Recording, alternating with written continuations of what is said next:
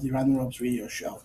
Before we get into what we have to get into tonight, because we have a lot to get to, we do have to dedicate the show to a legend who unfortunately we lost earlier today. Reports came out, I would say, late this afternoon, that we lost one third, one of them, I guess you can say, part of one of the most legendary families out there. Dory Funk Jr. passed away. Tonight's episode will be dedicated to the life and memory of Dory Funk Jr. Please stand by for the 10 bell salute. We at the Around the Ropes radio show are saddened to hear about the passing of Dory Funk Jr. We would like to send our deepest condolences to his family, friends, and anyone touched by his work. Dory wasn't just a legend in the ring. He was a pillar of this business, and the lasting legacy he leaves will echo through every generation that follows him.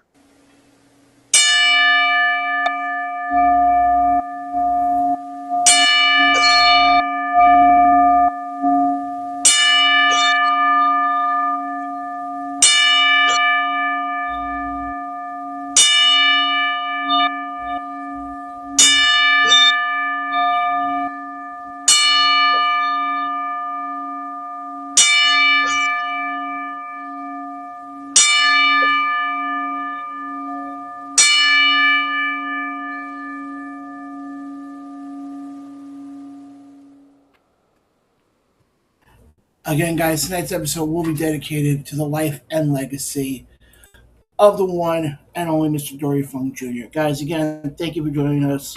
We got a lot to get to tonight, and let's start off.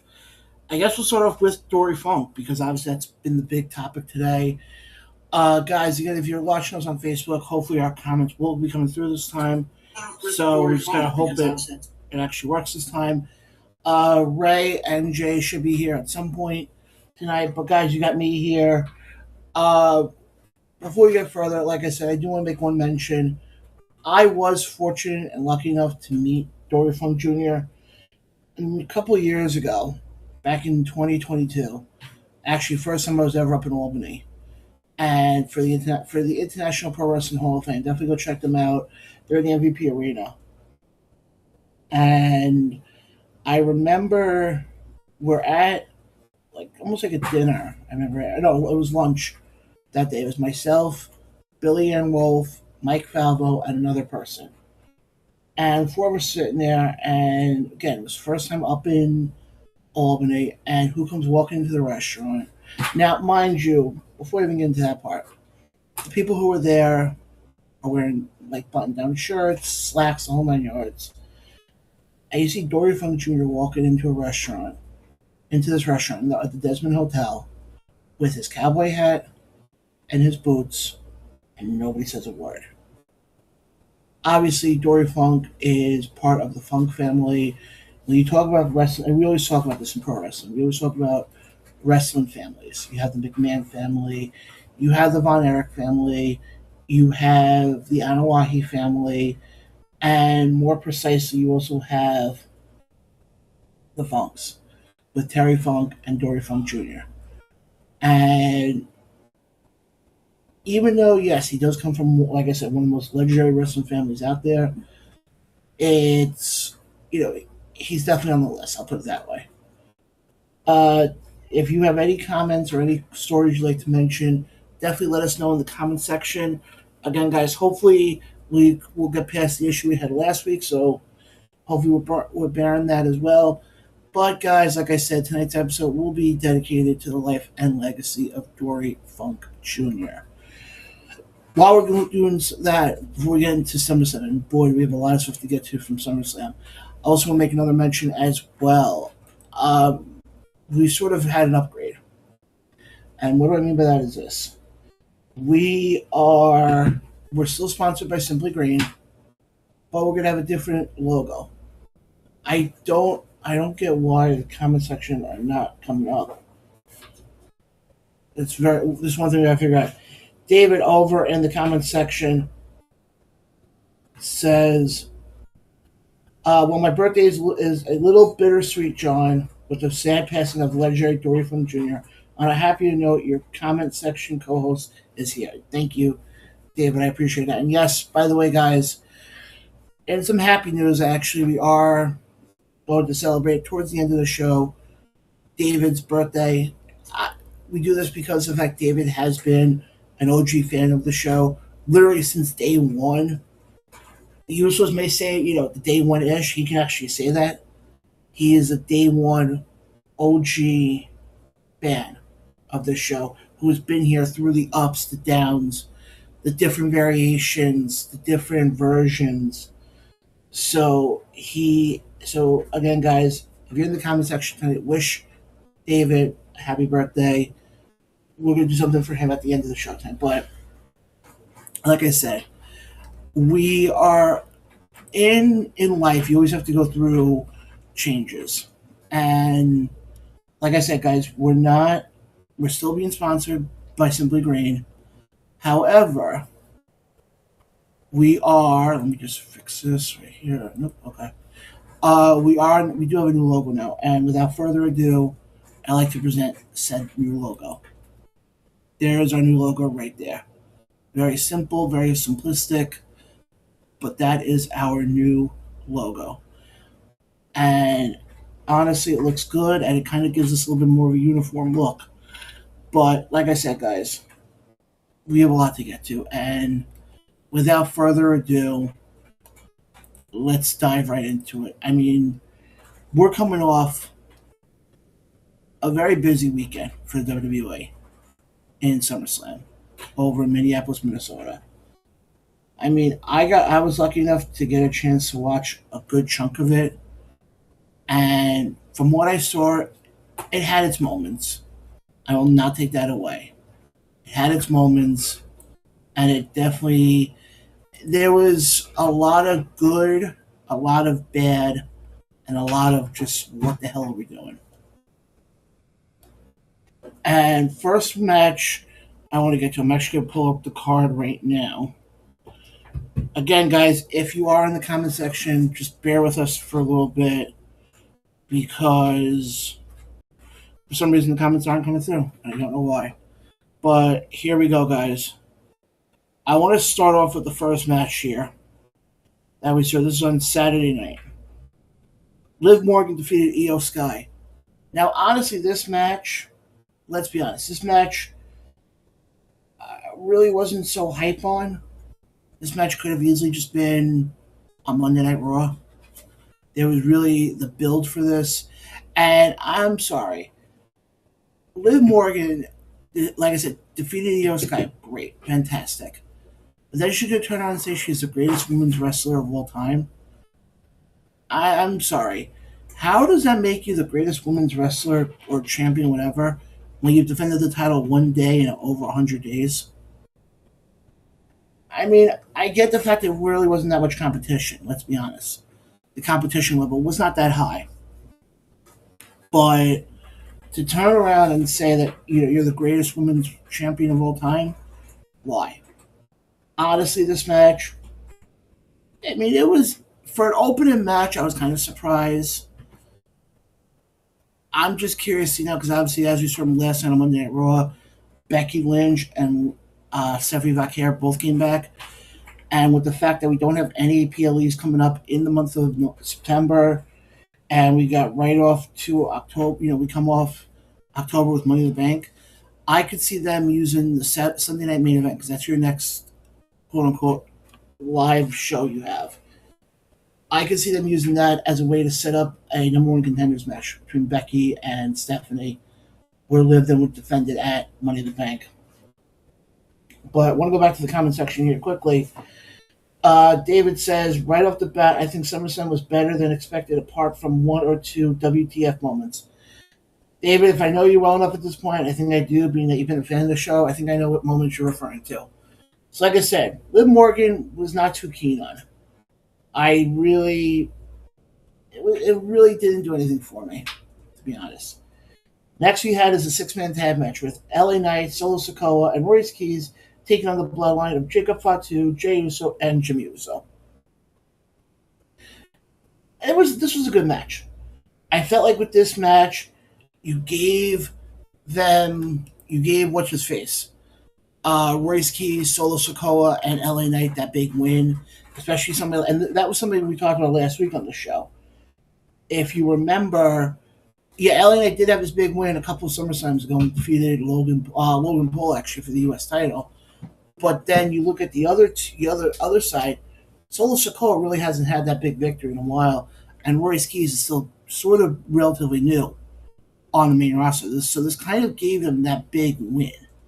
Now, what do they do with it? I don't know. That's what I'm curious to see. And that's my big curiosity. If this is just something so you can get that big moment, okay, great. I think personally, to me, and we kind of got a glimpse of this last night on Monday Night Raw, is I think you should do something with LA Knight. Go after. I know he's not going to win the title. I think realistically, I think he should be the next challenger for Roman going into Money in the Bank. I mean, guys, let me see what you guys think. Do you guys think LA Knight should be in the run-in to go against Roman at Money in the Bank? Let me know in the comment section below. But guys, we're gonna keep things going here. David over in Facebook comments goes, the wrong decision is they should have given the belt back to Io. He just says the right man got the pin in that match. I keep saying they should put a belt on LA Knight. People forget LA Knight did have a belt at one point. He did. He was the U.S. champion for what feels like a hot second. And it, like I said, LA Knight, I agree, is somebody who should get the title at this point. Do I think he is? No. Because I think as long as Roman wins it, LA Knight's not going to sniff that title. Especially now the fact that who you have on the other side, now we'll get to that later on. Honestly, I don't see it. I don't see it, but let's keep things moving here. Next we got is Gunther defeated Nick Aldis. I know Nick didn't get the win here, but I had no issues with this match. This match set up what it was supposed to set up. It did what it was supposed to do. Gunther got that win back. He sort of can get a little momentum back. Because let's be honest, Gunther, since he ended up defeating and retiring Goldberg, Styles, and Cena, I feel like his momentum has kind of dropped a bit. And coming from Boston, let me introduce him, the one and only Ray. Ray, what's going on? What up? What's going on? What up? Nothing. By the way, great job with the video package on Dory. Well, you're welcome. I played that before, and then I just did I introduced a new logo.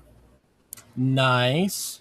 To give credit where credit was due to our very good friend and our creative director. Yes. I call him the Wiz. The Wiz. The Wiz. The Wiz works. I know we were talking about Summerslam, but I want to get your thoughts quickly. Any memories you have of watching Dory Funk that you want to talk about? Oh, man. I got a lot of NWA memories because I was a big JCP guy. And then I remember watching Cowboy Bob Orton come out. I think it was WrestleMania 1 or 2. And he had the black Stetson and the leather vest with the fringe on it. And I was like, oh my God, like, it's Dory Funk. Like, I mean, what would be said today is, oh, look, great value Dory Funk. And listen, that is not a knock at all on St. Louis Independent Wrestling Hall of Famer Cowboy Bob Orton. Okay? When you are comparing anybody to Dory Funk because they look like Dory Funk or they dress like Dory Funk, they talk like Dory Funk, it's always going to be great value. You know, I said it in the opener that you played, and it said it right there on the graphic. living legend, total legacy. Yeah. I mean, I was telling the story before you hopped in, being up in Albany at the International Pro Wrestling Hall of Fame Mm-hmm. and being at the hotel restaurant with myself, Mike Falvo, Billy, who's been on the show before, Yep. and the person who I will not mention his name. And everybody was all dressed up, button-down shirts, slacks, and Dory Funk Jr. comes walking in cowboy hat, boots, and his rope. Mm-hmm. And Mike Falvo sitting there going, it's a wrestling event when you have everybody dressed so elegantly, and Dory Funk Jr. walks in a cowboy hat, and nobody says anything. It's Dory Funk Jr. What are you going to say? Exactly. But like I said, Rayos, before you came in, if anybody in the comments section, because for some reason Facebook is still acting wonky now, so we kind of have to go the other route with the comments. If anybody has funk stories they want to mention in the comment section, they're allowed to mention it. I figured we could, give them some praise tonight. Yeah, of course. But why not? No, of course. I was going through the matches, and I only got through the first two matches before you came in. Of SummerSlam? SummerSlam Night 1. Is there anything else you want to mention with the women's match and the six-man tag match?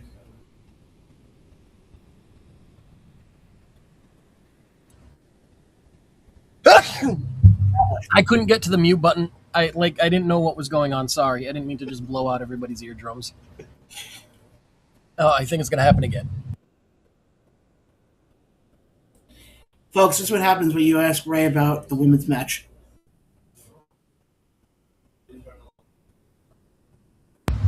Ooh. I usually do it in threes, so I'm sure that there will be a third one coming along soon. That's what she said. But for right now, the women's match, I mean, it was what it was. We knew that Io wasn't going to beat Liv. Well, what's your thoughts on the fact of Liv saying afterwards that win makes her the greatest? I don't remember if she said greatest women's wrestler or the greatest women's champion. Well, that's right. Right there is where I knew that. Oh, okay, something's going to happen on Raw. Because you can't go making. I'm sorry for anybody whose ear that I am chewing in, but I got home from work about 15 minutes ago. I am having a bowl of cereal. You're good. So you can't defend your title one time since you won it in WrestleMania, and at the end of that one time call yourself the best anything. No. So I feel like that was a setup for what we saw on Monday Night Raw. And I was talking about that a little bit. Because of the fact there's no September PLE. Mm-hmm. But you do have that Sunday night, that weird Sunday nights main event thing in Atlanta. Mm-hmm. I could see a scenario playing out where they use that and we get Becky versus Stephanie. And then the winner of that takes on at Money in the Bank. When you say they use that, they use what? They use Sunday night's main event. I mean, not for nothing, but they already started to sow the seeds last night. Yeah, but I'm saying that's going to make the perfect. Or I can see them doing it on some random episode of Raw. But I think they want to get that random good stuff happened on Raw like it used to. You remember when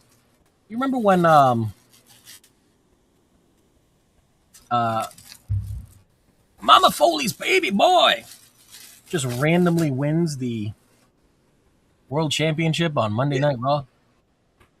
Didn't Shivani say that on WCW? Yeah, so that's back when Raw was being taped. Yeah. So, and they knew that a lot of people, because back when Nielsen ratings were actually a thing and important and gave you a whole bunch of information that you didn't realize they gave you, right? Mm-hmm. Nielsen ratings would tell you when your viewership dropped. And it just so happened to coincide around the most, how do I phrase it? The most viewer loss and then viewer comebacks was during the last 3 segments of Raw, which would be essentially your last match or two. Yeah. So, because of Raw being taped, they told Shivani, go hear the results, go out there and tell them. Tell them right before we go to break, or tell them, they actually timed it, if I'm not mistaken, and they've done this a couple times. They timed it right before the match on Raw would start. Like, they would be in the middle of calling a Rey Mysterio Eddie Guerrero match, right? And they'd be like, oh, for those of you that are thinking of changing the channel, just so you know, the Blue Blazer beat, Iron Mike Sharp. To prevent people from Jumping over. And it backfired because he apologizes profusely for this, even though it wasn't really him that was saying it, because him and Mick are such good friends. But, he announced that Mick won the world title, and yeah, that'll put some butts in seats, I'm sure. Oh, yeah. And everybody changed. I was part of that. I went over and was like, what? Because they were doing it at the start of the match. So yeah. I left and watched that match instead of whatever was main eventing Nitro that night. Yeah, I still remember that. But no, I agree with you though about the women's match though. Back to Summerslam for a hot second here. That opening match, I felt like could have just been a simple match on Raw. I felt like there was nothing surprised me, and that's I think going to be the thread really throughout SummerSlam when we dissect what happened this past weekend. Nothing really, like I wasn't like, oh my god, I can't believe this happened. A lot of the results that would happen, a lot of what we saw, maybe just because I've been a fan long enough, I'm like, okay.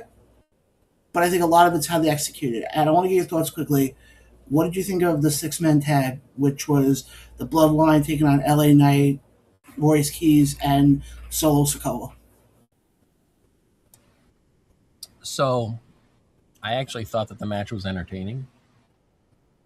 I still don't know what the correlation is or was between that match and Gears of War eBay.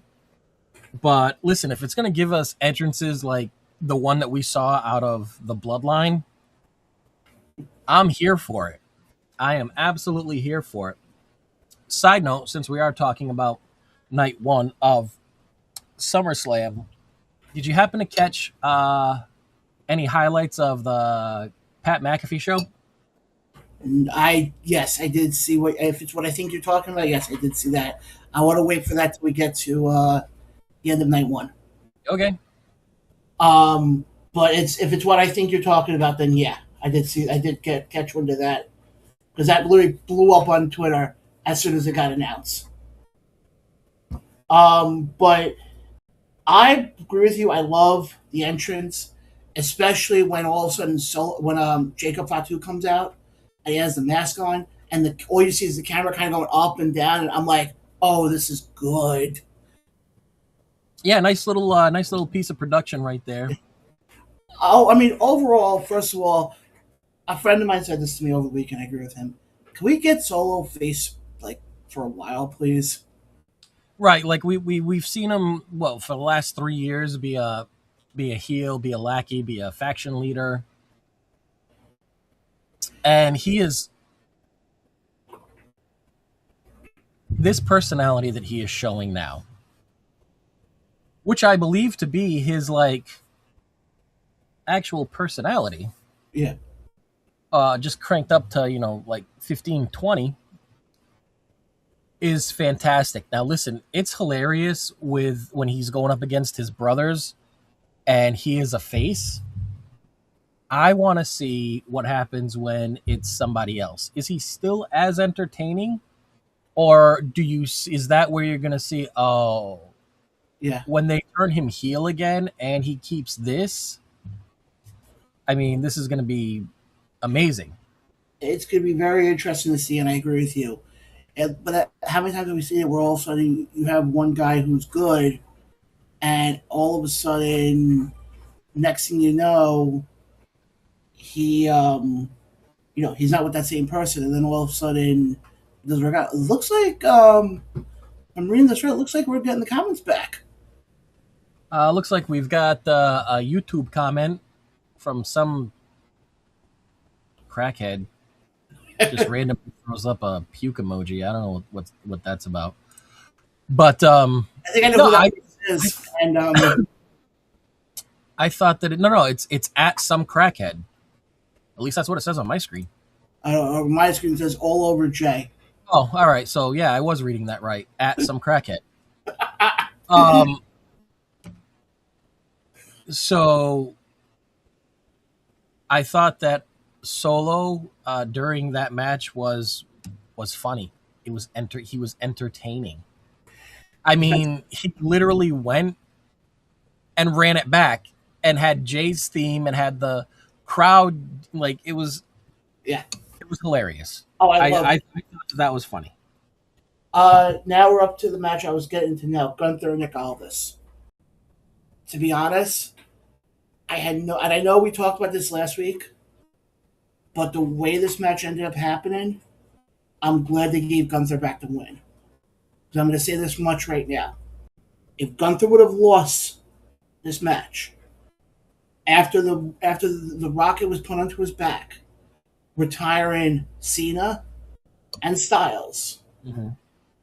I'm not mentioning the third guy because every time I mention him, I always get looks.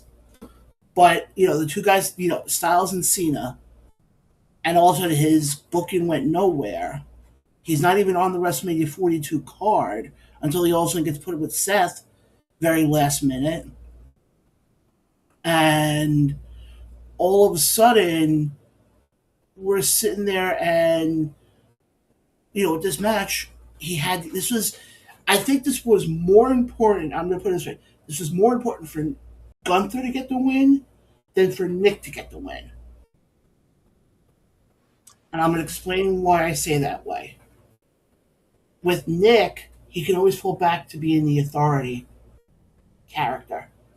If Gunther would have lost, where could he fall back on?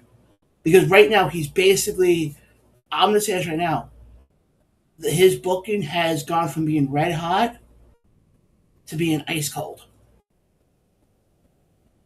I think this is the win that he got was like I said, more of a win for him than it would have been for Nick Aldis. Thoughts? Sorry, choking. Please don't die. I don't intend on doing that on stream. The privacy of my own home. Yes. Please don't pull Mike Francesa. So, if I'm not mistaken, when we did the prediction show last week, we all said that Gunther was going to win. Yeah. Like, this is how you give him back the legend, the career killer. Gimmick is, this being Nick's, one and done match in WWE, and of course it's against Gunther. So I don't think anybody was expecting Nick to win at all. We kind of expected, at least on this show, we expected Gunther to win. Would it have been nice for Nick to win? Yes, but what does that do? What does that do for him? He doesn't have.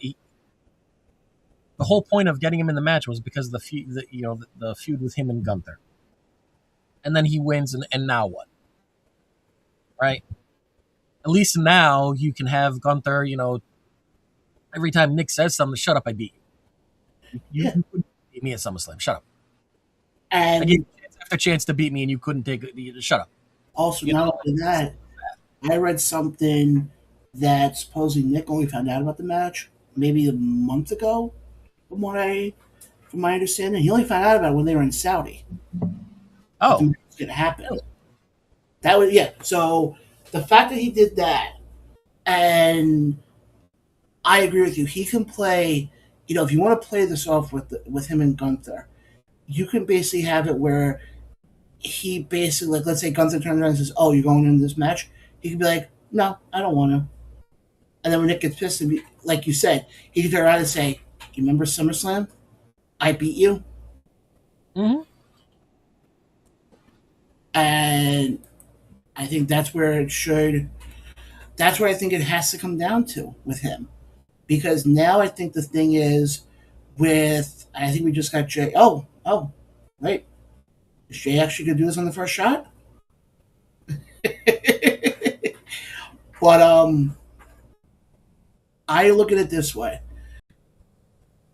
Gunther gets the win here. Yeah, am I saying he's going back to being red hot? No, not necessarily. I think when you look at him now, I think he at least gets some momentum. A little, he gets a little bit of momentum now. Now, what's the follow up now? Who do you have him go after now? This was the perfect way to right the ship, right? Like you said, Gunther's booking went from red hot to not, and then he had the feud with Aldis. He had this great match with Aldis. Kudos to Aldis for putting on a fantastic match, if it was only a month's notice. I didn't wrestle in a but suit. when you're the national treasure, Yeah, former NWA world champion, former holder of the 10 pounds of gold, the same title that the living legend, Dory Funk Jr. held. There's not too many bad matches that are going to happen, right? I absolutely popped for him to come out Morning Glory. I had this thing in my head, and I was so fearful of it, where he was going to come out to like some former Magnus music from TNA because of their working relationship with TNA. Yeah. Or like back in his Magnus TNA gear again because of that working relationship that they have with TNA. So to have him come out to Morning Glory by Oasis in the National Treasure NWA gear, complete with jacket and towel. Mm-hmm. And honestly, just to hear Stu Bennett, Wade Barrett, pop, because we mentioned it before. After Jim Cornette got unceremoniously shit-canned from NWA Power, Stu Bennett had taken his place. And Stu and Aldis have been longtime friends. So you can hear Barrett marking out. He does it in the most professional way possible, but even Michael Cole called him out on it. He's like, wow, Wade, I have never heard your voice go that high. I thought that was a fun little thing, and I thought that Nick Aldis had a fantastic showing. I don't think there's any more you could have asked from Nick Aldis in that match. But hold on, Ray, not to cut you off for a second. What's the comment you always say though? Even if somebody loses, if you don't go over, If you don't go over, you get over. Yeah. I think Nick Nick was over before he even signed a WWE contract. Yeah, but what I'm saying is, for the fans of WWE who may not have seen him as Magnus, or may not have seen him in NWA, because you have to remember there are a sector of those fans who may have not watched him at those two moments. The fact that you had that crowd chanting for Aldis' name, to the point I was reading something that Aldis said, I think in a post-interview, that supposedly, because his wife, obviously another WWE Hall of Famer herself, Mickie James, was there, and their son was there, and supposedly his son turned around to Mickie and said, they're chanting our name. Yes. Yep. So right there, it's like, okay, where fans like you and me who have seen him in TNA, in NWA, he got over. Mm-hmm. And even Triple H said it. Never say never that this may not be a one and done for him. This could be something very simple where, give it a couple months, we get to a big pay-per-view, boom, Aldis comes out. And I actually have a theory about who I think his next opponent could be. And what is your Austin? My theory is this. Very simple. After what we saw on night 2, with Sami Zayn's match. Sami Zayn. Think about it. Sami easily can turn around to Nick and say, "Why'd you screw me out of that title?" Yes, I'm happy that my friend Kevin Owens won it. And we'll get to that in a little bit. But Is he really though? But that was supposed to be a one-on-one match. Yeah, I'm not. I don't. I don't know. It all happened so fast. Well, it happened so fast. Yeah, we'll get to that in a bit. But but that's definitely something to think about as we get closer to Survivor Series. Could we see Aldis and Sami Zayn? God. Speaking about Nick Aldis, we have Team Damian Priest here. Jay, how you doing, buddy? Sorry I'm late, everybody. I ate Panda Express and I come and I listen to these guys saying entertaining this. Oh, Jay, you're having some audio problems. Oh, God. Yeah, I'm having some audio. Jay, what's going on? God. This is bad. But What's going on, everybody? It's Jay. You know who it is. It's the boss man Ray from Boston. It's John Blaine, the comedian, and the fat checker John's Pops. How we all doing? Doing good. This next match, I think we can skip over very quickly. Yes, skip everything. Just go to the end. Go to the end. Tag match, Fatal Influence, the Bellas, and Paige. I thought it was a good showing by Fatal Influence. We knew that Fatal Influence was going to win. Otherwise, what's the point of them being called up? What's the point of giving them the tag titles? I mean, you've already pretty much taken some of the shine off of JC Jane, who should have honestly won the women's Intercontinental. SmackDown is what? The interim women's. I don't know. Should she have won the interim women's over Chelsea Green? No. Okay. Right. So, no, but I believe, if I'm not mistaken, her first match when she got called up was an IC title match. I think so. Or a women's United States match. It was one of them. And she should have won, but she did not. No. And then she lost like 2 more times in a row on TV. And I'm like, all right, cool. So what was the point of bringing her up? My thing is this. This match was done for one reason. Obviously, we knew that to push the turn. Not exactly. You know, to push the Bella turn. Yep. And now you got Brie on the shelf for the rest of the year. Proving once again the Bellas are made out of glass. Now it sets up that you're going to have Nikki feud with Paige, probably going into Survivor Series, or maybe the Rumble, depending on how long you want to stretch this until. I would like them to stretch it until Sunday night's main event at the max. But let me ask you this now: what do you do with Paige, and what do you do with Nikki? Oh, all right. So listen. So obviously you have this feud starting, right? Yeah. And then you're like, we're going to do a last woman standing match, right?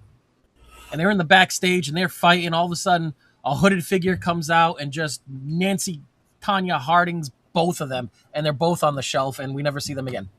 At the end. Yeah, I mean, could you see potentially? I hate to say it. Could you see one of them potentially going for a women's title? Who? I'm speaking of hypothetical. I hate to say it, Nikki. They tried that once, and they quickly put the stop to it because they realized that wasn't going over, especially when you tried putting her over Stephanie. This guy's a real comedian. Well, I want to get now into the last 2 matches of night 1, and honestly, my 2 favorite matches of night 1 are these 2 matches that we're about to get to. Punk and Cody. So, which part of that of the Punk Cody match was your favorite? Was it when CM Punk absolutely botched a moonsault, or was it when Cody Rhodes absolutely botched the Cody Cutter? Please tell us. I was talking about how the storytelling, and I liked how with Punk when he did, I forgot which move he did, and you saw that he tweaked his knee. and Cody went after the knee. Okay, that is standard wrestling 101, though, isn't it? I realize I want to be clear, okay? Are we giving actual props to basic wrestling 101? Oh, my opponent seems to be favoring their left knee. Don't mind if I attack said knee. Yeah, as I'm saying it, I realize it sounds stupid. So forget what I was just saying. No, it's not that it sounds stupid, John. I want to understand how we as a fan base are literally shooting for the middle, like just shooting for mediocrity. Okay, That match for any title match, I've seen speed championship matches that are better than that match. I'll put it this way. I'm glad that Punk won. Let me put it to you that way. Well, yes, because nobody wants Cody to have the damn belt anymore. Yeah, that part I liked. And yeah, the moonsault, yeah, that was bad. That was terrible, and I don't know if I should be just as mad at Cody for trying to sell it like he got hit flush or what. Hold on, let me bring in the fact checker. What do you think of Cody? What do you think about Punk with the moonsault? Oh, when he almost broke his neck? Yeah, that one. Mm-hmm. You think he would have done a little better? He didn't start wrestling yesterday. Bingo. But yeah, it was. It was very. There were a lot of. I noticed a lot of botches on the wrestling thing. In the women's match, there were tons of them. In the women's. What's the name? Which one? The EO. Io Sky, and there were a lot of botches. Yeah, there was. The botches all over the place. You could. Yeah, night one was not smooth. No, by any means. Someone's not training him very well. I'll tell you that. Well, let's go. Let's finish. Does anybody else have anything they want to add tonight to this match before we get to the main event? Cody didn't win. Yay! What a disaster! All right, final match. A beautiful disaster kick. Yeah. Disaster of a match. Let's go to the main event. Why? Brock Lesnar. Oh God. And Ray, you kind of alluded to this before with what Brock Lesnar said on Pat McAfee's show. Oh, that he's officially retired after that match? Yes. No, he officially said it this time. Oh, okay. It wasn't like Mania when everybody assumed he retired. Right, because he never actually, I mean, kudos to him for swerving us. He never actually said he retired or that he was thinking about retiring. The rumors had always been at SummerSlam in Minnesota, blah, blah, blah, blah, you know? But you would have thought, though, unless it's more Brock, unless how everybody says it, Brock really runs by his own, way, you would have thought they would have touted this as, tune into SummerSlam to watch Brock Lesnar's final match or something. I mean, would that have... With everything that has gone on in the past couple years that has involved Brock Lesnar's name, yeah, do you think that would have been helpful or hurtful? Probably more hurtful than anything. If you think about it. I can see why they wouldn't. Yeah. I mean, overall, I like this match between the two of them. Not so much the ending, because I feel like the ending should have been played a little differently.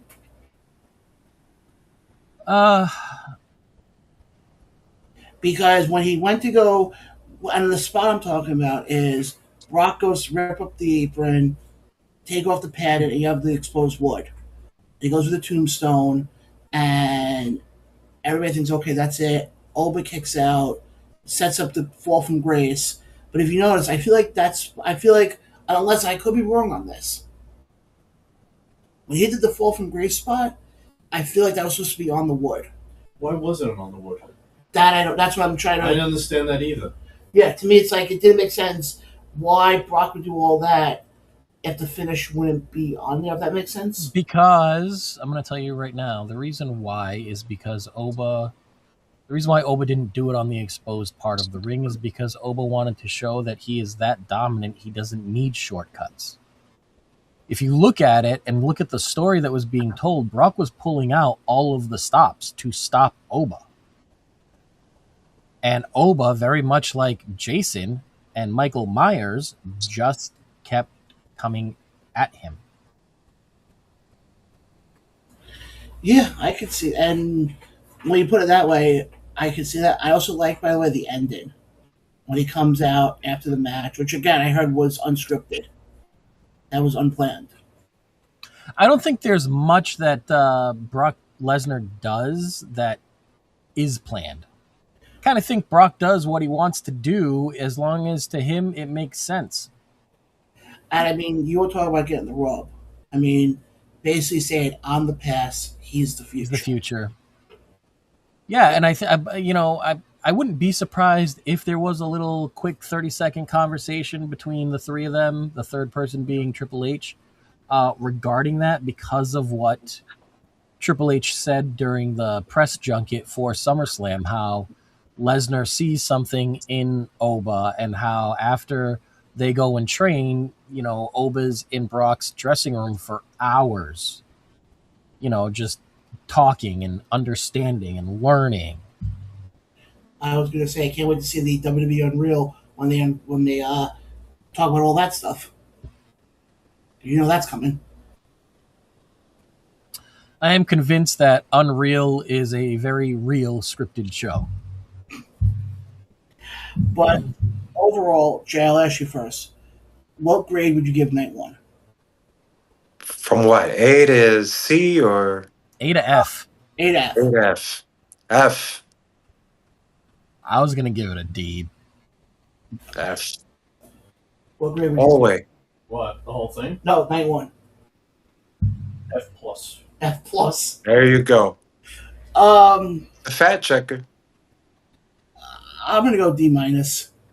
I feel like I said, it was terrible. He liked it. John likes it. No. It was, think about it now and having a chance to rewatch certain things. I don't need to rewatch it. But guys, would you? We're actually going to take a quick break here. Hear from a break. Yes, because now we have that ability. Oh my goodness! There's a break. And when we Jay, come back, did you notice the logo above John's head? I noticed, and I noticed the video package you put. Very nice. Guys, we're gonna be right back. We're gonna hear a word from our friends over at Simply Green. We'll be back with our thoughts on night 2 of the 2026 SummerSlam. We'll be right back right after this. At Simply Green, we believe in the power of nature to bring balance, relaxation, and well-being. As a We'll be premium right back after THC this. brand, our mission is to provide high-quality, responsibly sourced products that enhance your John lifestyle. Blaine Whether you're the seeking comedian. relaxation, creativity, or wellness support, we curate a selection of top-tier THC to suit your needs. Rooted in trust and transparency, we are committed to delivering safe, lab-tested products while fostering a community that embraces education and responsible use. Simply Green is more than just a brand. It's a movement for a greener, more mindful future. Call 631-846-6060 to order or visit our location in Coram, New York. For use only by adults 21 years of age and older. Keep out of reach of children and pets. Please consume responsibly. Cannabis is not recommended for use by persons who are pregnant or nursing. Concerned about your cannabis use? Contact the New York State HIPAA line by texting HOPE-NY, calling 1-877-8, HOPE-NY, or visiting oasisny.gov/HOPE. And we're back here live on the Around the World radio show. One other thing, guys, wanted to make a mention of before I forget, before we get back into night 2. Coming up on August 22nd, yours truly will be back doing the comedy bit right here on Long Island at the Governor's Comedy Club right over here in Levittown, New York. Showtime's at 7:30. Doors open at 5:30. Tickets are only $22. You have to have a 2-item minimum. 16 and over. Tickets must be prepaid. Call 516-731-3358 or go to govs.com. Governor's is at 90 Division Avenue, Levittown, New York. Definitely come check it out if you have nothing to do on a Saturday. And, whoop, I just hit the wrong button. There we go. And we're back here live on the Around the Ropes Radio Show. Guys, definitely go check out Simply Green. They have been a great sponsor for us. And we definitely love the fact that they're a part of this show. But let's get into night 2 now of SummerSlam. Night number 2. And we were kind of alluding to this, Jay, earlier tonight. Originally, this match was supposed to be Finn Balor versus Sami Zayn. And all of a sudden, newly reappointed. Newly reinstated? Instated, that's the better term to use. Reinstated general manager Nick Aldis comes out and says, we're going to add a person to the match. And ends up being Gunther. So we're thinking here, okay, not bad. Which, they kind of telegraphed, but at the same time, I didn't think they would have Gunther pull double duty. I thought that, whoever lost that match was going into a program with Gunther based on what we saw on Friday Night SmackDown. Well, I did like the fact how Gunther had 2 different jackets. I did find that kind of funny. Listen, man, if you stay ready, you don't got to get ready. Exactly. But then Nick Aldis turns around and says, we're adding one more person. And this is a guy we haven't seen on TV in a while. And right then and there, I was like, oh my God, it's Kevin Owens. Because any time that backstage, behind the scenes, at convention footage just automatically pops up involving somebody who you haven't seen on TV or you thought had been medically retired, just randomly out of the blue, like it did with Kevin Owens and Dominic Mysterio at whatever fan fest that was going on during SummerSlam. After that long-ass pause, before the music even hit, I was like, oh, okay, this is cool. I never thought that he would freaking win. Yeah, but here's the funny thing, though. I know a lot of people, because I was reading a lot of comments in the lovely IWC world, that they were complaining about it. Yeah, I wasn't a fan of it. I'm still not a fan of it. First on night 1, you disrespect Nick Aldis and you only talk about his 2 TNA title runs. You only talk about his TNA stats. You don't talk about his NWA stats, which arguably is where he became the bigger star. What's causing all this? All this and a bag of chips. There were like 5 of those signs out there, on night 1. And then you go and you have Sami and Finn, which had the makings to be an amazing match if you just let Sami and Finn cook. But the cookers couldn't let them cook. But here's the thing, though. There's a story that they can do here. And it's a very simple one. Okay? Well, hold on. There's always a story that they can do. It's whether or not, A, they decide to do it, B, they decide to follow through with it, C, they even know how to execute it. Good point. But the idea I was going to bring up is a very simple one. And basically what this leads to is very simple. We get Owens and Punk at either Money in the Bank or Survivor Series. Because right now, those are the next 2 PLEs you have. Nothing in September, according to what I've been reading. They might have them do it at Sunday night's main event. That's also a possibility. That's probably what's going to be the kickoff to it. Then, what you can do is, you can have Kevin win. Easily have Kevin win. Have him have a run with that belt. Have Sami win the Rumble. You get heel Sami face Owens at WrestleMania.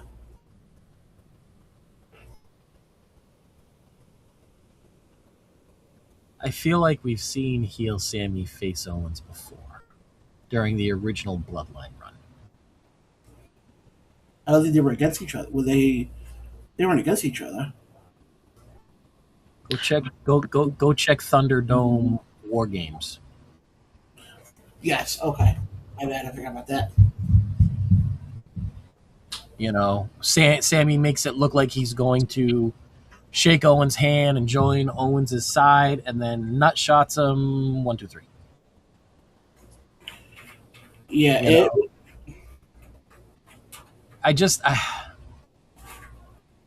the problem is you have to put. Although what I was just going to say is you have to put Sammy with someone, especially when Sammy is a heel. You have to put him with a face that can talk, right?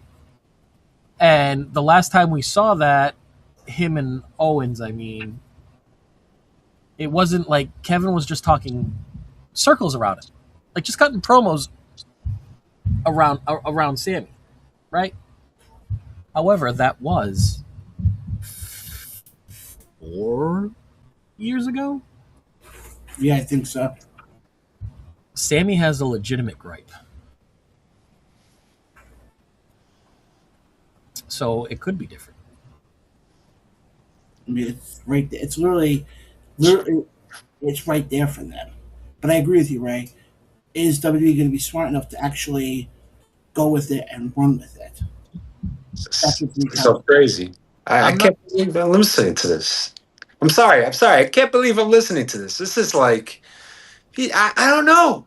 I don't know, guys. So anyway, what they could probably do Talking about the is wrong people. have what I wouldn't have Sammy win the Royal Rumble. I would, however, have Sammy if that's what they were going to do and give Sammy the belt back at WrestleMania. I would probably have Sammy win Elimination Chamber as opposed to the Royal Rumble. I mean, it's going to be interesting. And I know people are going to sit there. I know the comments are going to sit there and say, how can you have Sammy be the bad guy if they're in Saudi? Oh, that's right, Mania. It is Saudi Mania this year, isn't it? Unless, here's the only thing I'm thinking. This is going to sound weird. I know this is going to sound weird. Unless you don't announce it from Saudi.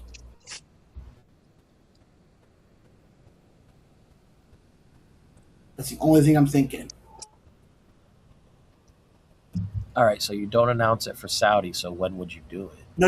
I'm saying, no. What I'm saying is don't announce Sammy from Saudi. Sammy. Is what I'm trying to say. Everything Sammy. Just let me know when I can give my take. I think I fixed the audio issue. You sound much clearer. Yeah, you do. Yeah, thank you, AirPods 3. Thank you very much. All this Great time, investment. that's all it took. Is it my turn? Yeah, actually, Your turn. Okay, everybody can agree with you guys. Yada yada yada. Sammy this, Sammy that. Who gives a crap? Let's talk about the biggest story in this match. Let's talk about Finn Balor getting screwed once again. Let's talk I about mean, I am Finn Balor getting short-sighted. Let's talk about that. Let's talk about how he got screwed. He had a story, 10 years, SmackDown, talked about it this past Friday going into SummerSlam, and you have a four-way. You know, when I saw Kevin Owens Ray come out, I knew he was the winner. I knew it. Did I like it? No. I didn't like it. I'm sorry. Finn deserves to be in that spot. Win or lose against Punk, I don't care. He deserves to be in that spot. Now, the biggest question is, where does Finn go? Scratched the surface on. But where does Finn go now? What can I do with Finn now? I can't even have him fight for that spot. Now I got to put him with y'all boy Sammy. Where's that going to go? A waste of a few months. Are we going to put him back in that spot? It's kind of hard to see, guys. It's really kind of hard to see. We got a returning Randy Orton. We got Kevin Owens. We got Gunther. You guys talked about it. He needs to be hot. He needs to be in that spot. Now he is. What about Finn? I think he got screwed, guys. I think this was really short-sighted of WWE as a whole. Sorry. That I agree with. Let's get to some of the Sorry about it. Fantastic take. It was one of the takes that I was wrestling with. Yeah.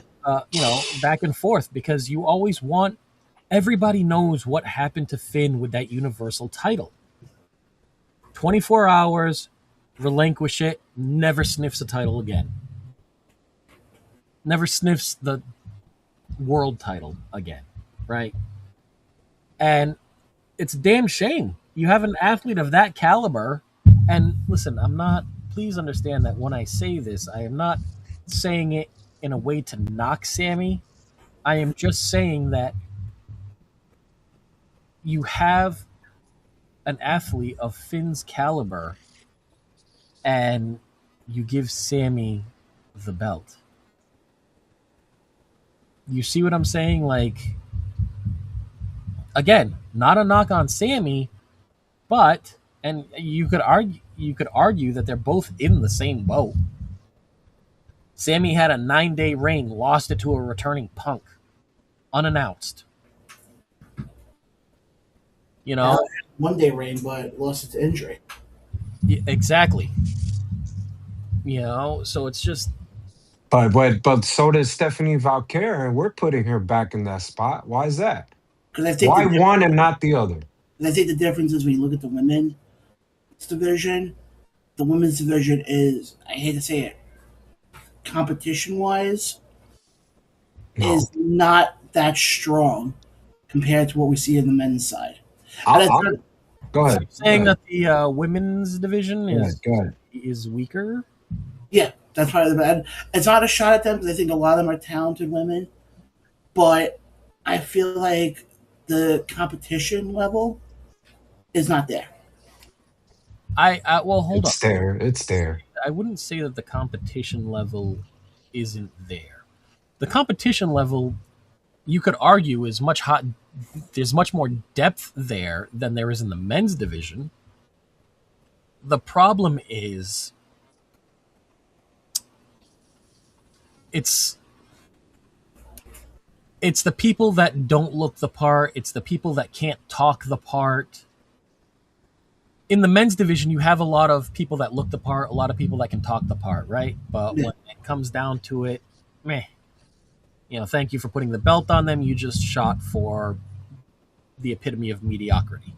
Way to shoot for the middle, guys. Whereas with you have tons of women that have in that women's division that have talent, but for whatever reason, tits and ass, don't get that push. I mean, what the hell was Michael Hayes' issue with Chelsea Green? He felt like she was a supporting act, and was Right. there to put over people like Charlotte and Jade. Right. Oh, you mean the two people that Jade. we've seen in the fucking title picture for we've seen Jade Love Jade. literally since she fucking came to the To WBA. WWE. I love Jade. Listen, I love it. I don't Give me dislike some it. Jade. I'm just saying. I know. I just love her. I know. I Um, want the people to know that. well, I want to get to this match I because this love Jade. I love me some Jade. Ray, I need you to explain this one to me, please. Okay. Because this one, We're going back to night 2. night 2, yeah. I'm already Still going on night two. to answer your question. Okay? I'm going to answer your question. Nobody's going to like the fucking answer, but it's exactly what I said last week. Baron Corbin is white. Trick Williams is not. The end. Thank you. Okay? I didn't understand. I mean, the only thing I could think of. Kofi Kingston, 9 seconds to Brock Lesnar. How long Okay? was this match? Baron Corbin's been back in the WWE for less than God. a cup of coffee. Okay? I'm not one to pull out the race card, but at some point, things just stop being a coincidence. I have to agree. I feel like this match, there was no rhyme or reason for it. The only thing I can think of is maybe they're going to try and push Trick to the top of the card. Not like this. Not like this, guys. This was bad booking Hey, all along. You lost to Baron Corbin, who has been in the fucking back in the WWE for less than a cup of coffee and barely a cup of water. Why don't you have a world title shot? I think last Friday was the first time he actually spoke on the microphone since he's been back. Oh yeah, and there are still people that are napping. I think he's Oh, you know. W. Look, they're trying to get Trick some heat. Baron Corbin, they brought him back because they think this guy has a lot of heat and he could get the best, but it's not with Trick. His stock is kind of taking a little fade, man. And this guy shouldn't be even doing that. This guy's an entertainer. This Well, guy is #1 in charisma. hold on, Jay. I Right. don't My question know. is this. I get the fact you want, okay, fine. Whatever happened, happened. But my question is this. Who did Mello piss off? I just want to ask that question. Who did Mello piss off? So funny thing, I read a few articles like a month back that said the reason Carmelo Anthony isn't featured as much is because he can't work as well as Trick, and B, I agree. not Carmelo Carmelo Anthony Anthony. cannot Did I say work. Carmelo Anthony? No, Yes. I agree. He can't work. I agree with that. Go ahead. You could start all over. Like, The reason Carmelo Hayes, And the reason Carmelo Hayes hasn't been featured is because he's actually Carmelo Anthony. yes, he's actually Carmelo this Anthony. guy's a comedian. He's good. He's not nearly He's as real good good. as he thought he was. He doesn't have charisma, and he can't talk. Those were all things that I saw as the reasons why Carmelo Hayes has not been featured on WWE television. And I have to tell you, from somebody who has followed him since he was wrestling in XWA down in Warwick, Rhode Island, that's absolutely false. Carmelo Hayes can talk, Carmelo Hayes can work, and Carmelo Hayes has that intangible. So why is he not featured? I don't know. Why weren't Gallows and Anderson featured when WWE had them? Because Vince McMahon hated tag team wrestling. You know, Carmelo Hayes looks like a cruiserweight. I don't know. Or maybe Carmelo Hayes is confused and thinks he should be playing, thinks he should be Carmelo Anthony. maybe. I don't know. Maybe if he was tall as Carmelo Anthony, he'd have a world title already, which he would probably lose to insert random white wrestler that just returned. Big Cass. There you go. There you go. If he was as big as Carmelo Anthony, he would have had a title run for about 37 hours and lost to a returning Big Cass. All right, let's get moving here because we still got a few more matches to get to at night number 2 here. Shoot. Chelsea Green is your new interim women's champion. Thank God. About damn time. Kudos to her and her comments on the post show. Oh, when she said she wants fuck you. When she said she wants to dedicate the win to a Michael Hayes. To a Michael P.S. Hayes. Do. And I love, who was it, Road Dogg on Twitter, turned around and said, oh, great, it took everybody this long to figure out what I've been seeing with Chelsea Green from day one. Seriously. Listen, if you couldn't see that with Chelsea Green when she did the shattered Chelsea gimmick over in TNA back when it was Impact, bro, come on. Like, how you can't watch wrestling for that long and not think that she's something special. Wait, was that when she was doing the Laura Van Nice? Yes. Yes, Okay. the shattered Laurel, yes. Yeah. And actually, I said this in our group chat. Do you know she actually made history on Sunday? Yes, yeah. You said that. She was the first female to hold the both world singles and tag titles in WWE and TNA. She held the tag titles in TNA with Deonna Purrazzo. Mm-hmm. She held the Impact Women's Champion as, Laura Van Nice. And then who did she hold the tag titles? Was that Sonya? Huh? Was it Sonya? I think it was Sonya Deville. Maybe it was. Or now known as Daria Ray. Yes. And then obviously the Women's World Champion. But honestly, I have no issues at all. These are words that hardly ever fall out of my face hole. I had to agree with Jonathan Coachman. I know. I'm just as shocked and surprised as you are. We need to get rid of the interim in Chelsea's title reign. She's the champion. Okay? Does Rhea have a title right now? No. Is Rhea out on injury? Yes. Is she competing? No. All that means is that she gets first shot when she comes back, when she's able. Okay? For all intents and purposes, Chelsea Green is your women's world champion. We can drop the interim off of that. And we can keep the interim off of that because when Rhea Ripley comes back, as much as I stand for Rhea, Chelsea better beat her. I just gotta say, I love Jade Cargill in this match. This She motherfucker. was so goddamn impressive with Charlotte and hanging with her. Oh, kudos to her, man. Those reps are paying Hey, off. speaking of Charlotte, big ups to her Oh, for doing the hanging spot. mm, Well, also big up. That is very that's impressive. not an easy spot, both physically and mentally, to prepare for.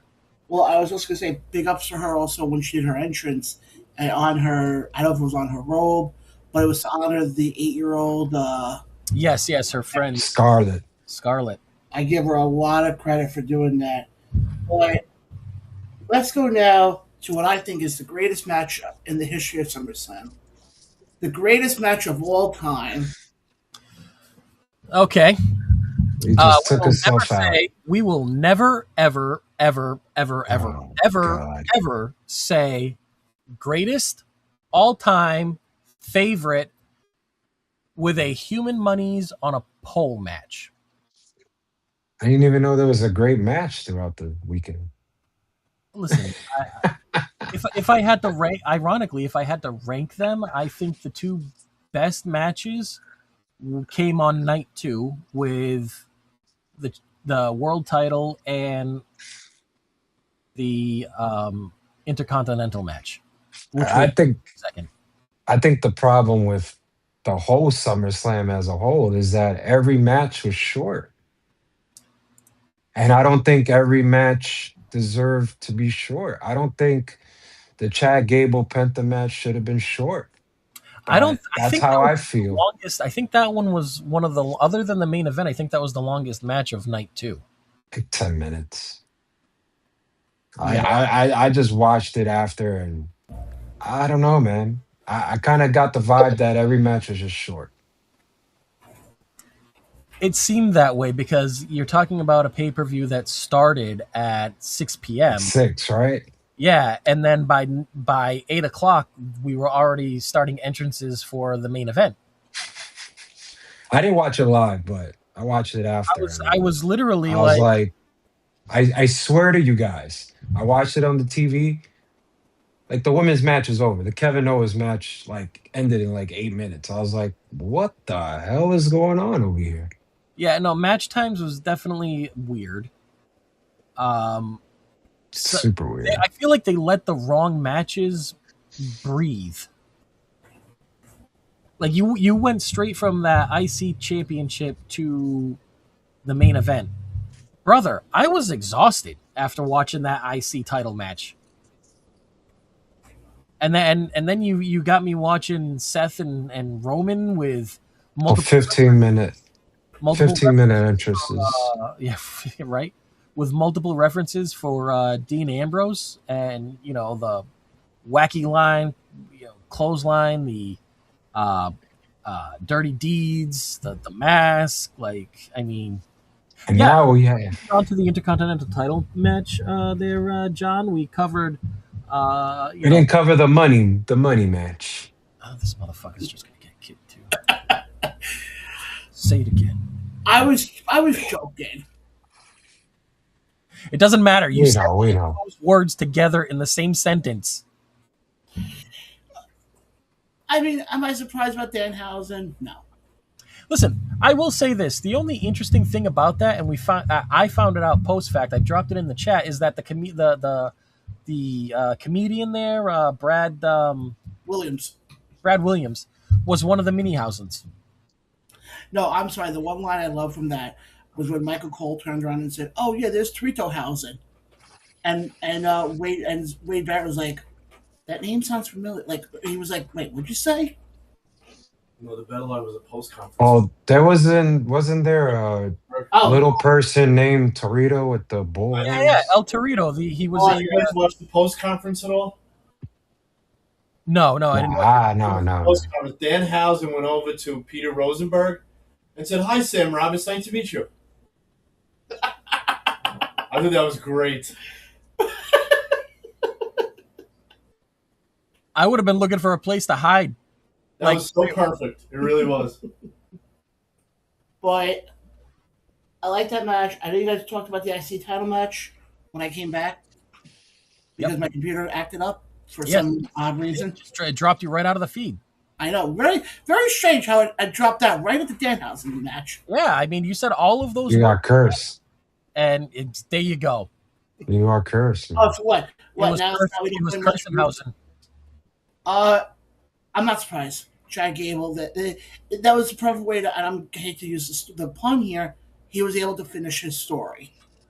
Yeah, it was literally this right here was long-term storytelling because of like if you think about how it started and then the way that it went, especially with him getting injured, just starting to do the El Americano gimmick and then Kaiser taking it over and then him coming back as, Original El Grande Americano and the match that he had with Kaiser, which was, I mean, if you still have not seen that mask versus mask match, go watch it. Look it up. You just go to the YouTube for AAA and look it up. Watch it. Watch it 3, 4, 5 times. It's that good.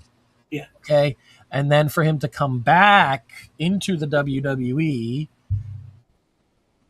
and, Penta be like, yeah, you earned my respect for that. So you can have your title shot that, you missed, essentially. Yeah. And what I also love is he went to all the luchadors in the lead up to SummerSlam and wanted to get all there. It's like, almost like, he's trying to redeem himself a little bit. Mm-hmm.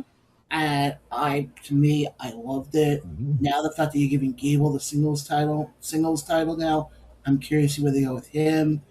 I'm curious to see now what to do with Penta. Listen, so with Penta can do whatever Penta wants. I have a feeling he's going to be in AAA for a little while. That's just something that I foresee happening. But as far as Gable goes, you don't have to be in a rush to do anything with Gable. No. Gable is so good. And again, I will bring this up. I will bring this up again, even though it's not the same company. Gable is so good, you could have a Darby Allin-like open invitational run, the way that Darby did when he had the AEW World Championship. Yeah. Oh, absolutely. You don't have to have him automatically in a storyline. The storyline could be Gable showing everybody why the fuck this should have been done sooner and should not have waited almost 15 years. Yeah. And I'm curious, first of all, I would love to see him and Otis. I think they're doing something with Otis now. Yes. Whether or not it's not now. Alpha Academy coming back, I don't know. I think that's kind of over and done with, but it would be nice to see, it's very understandable. You could have Otis have like a little crisis of confidence backstage based on everything that happened with Maxine. Yeah. And you could have Chad kind of be like, hey, listen, and kind of become that mentor to him again. And maybe this is what gives, Tozawa and Otis a tag team title run or a singles title. You know else? I just thought of, sorry to cut you off, I think another name who I think could easily, if they do this open invitational, what about one of the Creed brothers? We haven't seen them on TV in a long time. They're on TV just every Saturday night. True. It's not wrong. No, he's not wrong. Listen, man, again, that just goes back to talent that production and creative have squandered. Oh, they messed that up. Bro, they came in. First 2 weeks. They gave him such a hot hand for that first week or two, and then Gable gets hurt, and they're like, "Oh, they don't exist because they're attacking." I knew it was over in the matter of 2-3 weeks when they debuted. Once they were backstage talking to Tozawa and Otis and Maxine, I knew it was over. And let's get now to the main event. I know you guys were talking about it before. The 50-minute main event match. But yeah, honestly, The longest. So much longer than 15 minutes. You knew both these guys were going to put everything out there. The story they were telling, you knew that both of Seen them. it already. I liked the match. Of course you did. No, because Jay. No, Jay. Listen, please. It told the story. No. This is different. This is different than the Cody. Jay, I gotta tell you why I like it. Match. Go ahead, John. Go ahead. All right. It told a story between the two of them. It told a story. 15. Any other match in the last 2 nights of SummerSlam that didn't tell stories? No, this one really did tell a story. As opposed to the other 11 matches of night 1 and 2 of SummerSlam that didn't tell stories. I mean, we literally just talked about the long-term storytelling for the IC title match. Yeah, good point. And listen, just so you know, that Roman Reigns Seth Rollins match was 33 minutes and 25 seconds. Yeah, It started because at 8:28 p.m. and ended approximately at 9:02 p.m. not surprised. It's like the Cody Punk match. It's very slow. It was a slower pace than what we were used to for either of these guys. Can I just say that Punk looked like out of gas the first 5 minutes of the match? Oh, why was he purple? He was turning purple in like the first 20 minutes of the match. Like if you look at him, I think it's before he does. He was gonna die. Before he does the elbow off the top rope and completely wipes himself out. He almost slipped. If you look at him when he's climbing to the top rope, he looks purple. Like, you know how Brock looks like 7 minutes into a match, where his entire body is that purplish shade of red? That's what Punk looked like. It was very. And he landed on his feet. It was very concerning. Like, I don't know. I don't know, man. I did love how the big part of, we're talking about the Cody match for a second. It just dawned on me. Everybody thought that Punk shit himself. What?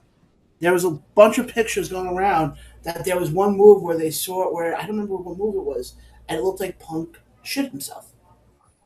I mean, maybe it was the referee spot.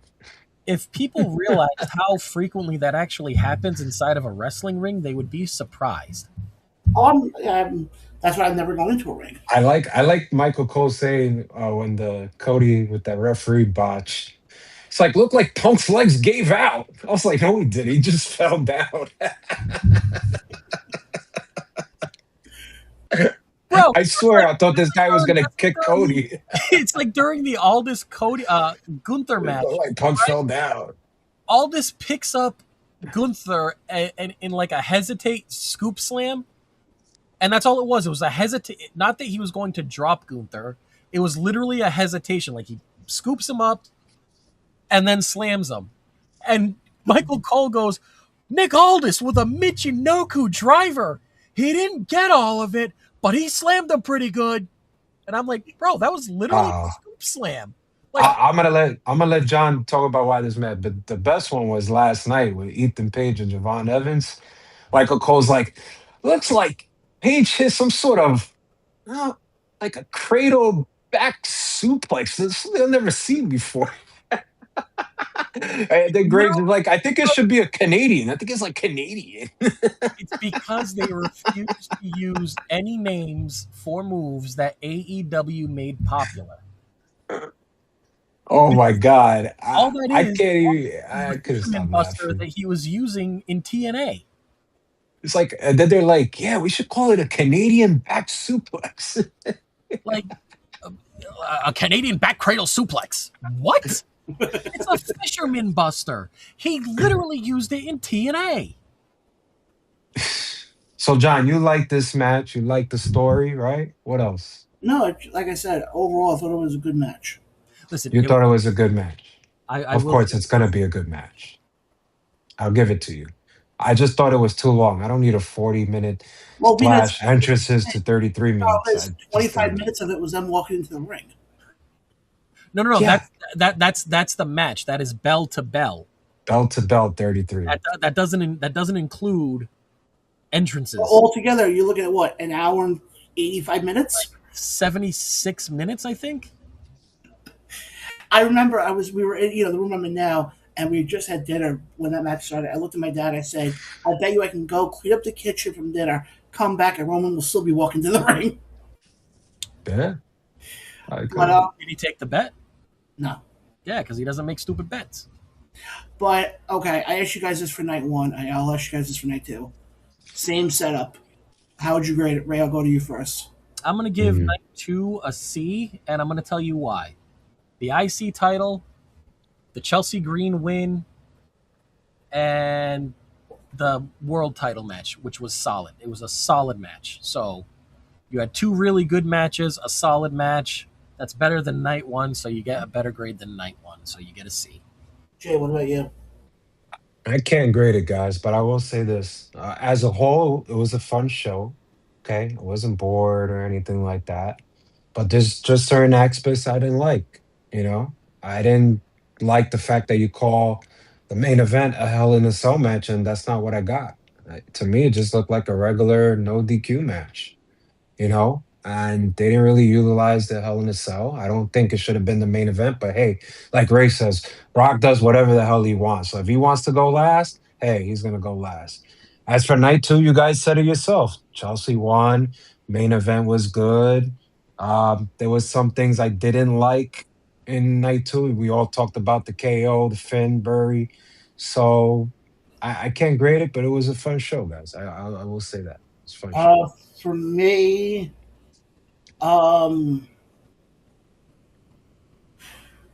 C plus. Okay. I'll give it a C plus. It had its moments, yes, but it had as much positive as it had. Yeah, it had a few things. I'm sitting, I'm going, what the hell are we doing here? Mm-hmm. Well, I looked at it this way. It was a 6-match card for night 1 and night 2. Mm-hmm. On night 2, you had 3, like I said, good things, which we all pretty much the same 3 things. Yeah. And then you had 3 not so great things. Mm-hmm.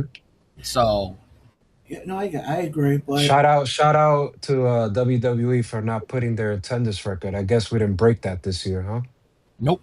Ooh. Guys, Every PLE they say an attendance record. For some reason, SummerSlam was not set this year, but it was last year. Look at back. they lost the paperwork to tell how many people were there. Probably 33,000. No, they were no. You had no Jay. Here's what happened. You had one guy counted, going 1, 2, 3. I forgot what comes after 3. Well, just not gonna mention it.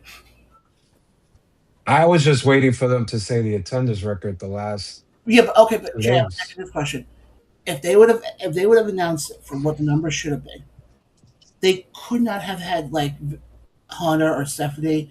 I think what they should have had was Danhausen come out and say, Minnesota, you guys have set the worst record. You are cursed. Should have. I mean, that's, at this I point. I just get tired of people BSing me and saying, "Well, Jay, it's a different market. You live in New York, you live in Jersey, this, and Minnesota is really not like that."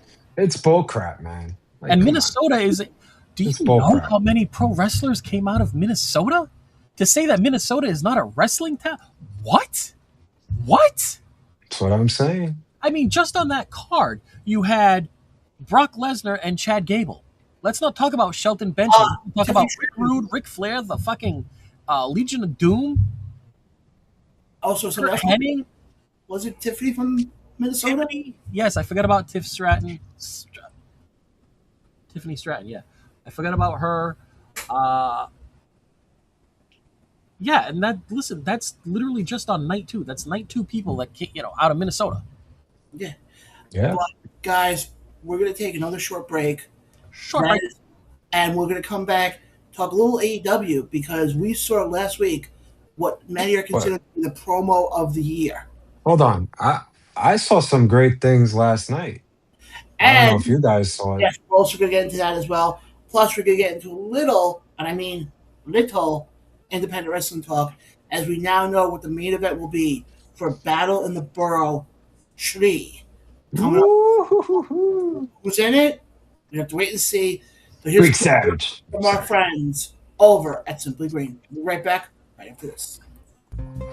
At Simply Green, we believe in the power of nature to bring balance, relaxation, and well-being. As a premium THC brand, our mission is to provide high-quality, responsibly sourced products that enhance your lifestyle. Whether you're seeking relaxation, creativity, or wellness support, we curate a selection of top-tier THC to suit your needs. Rooted in trust and transparency, we are committed to delivering safe, lab-tested products while fostering a community that embraces education and responsible use. Simply Green is more than just a brand. It's a movement for a greener, more mindful future. Call 631-846-6060 to order or visit our location in Coram, New York. For use only by adults 21 years of age and older. Keep out of reach of children and pets. Please consume responsibly. Cannabis is not recommended for use by persons who are pregnant or nursing. Concerned about your cannabis use? Contact the New York State HIPAA line by texting HOPE-NY, calling 1-877-8, HOPE-NY, or visiting oasisny.gov/HOPE. You're muted. All right, guys, take two. Just going to. We were so close to Take having two. a no technical difficulty show. Guys, So we're back. close. We're back here live on our video show. Now, we just spent, if you guys missed any of tonight's show, definitely go back to our YouTube page, our Facebook page, or our Rumble page. All of our great takes always are night 1 and 2 of SummerSlam.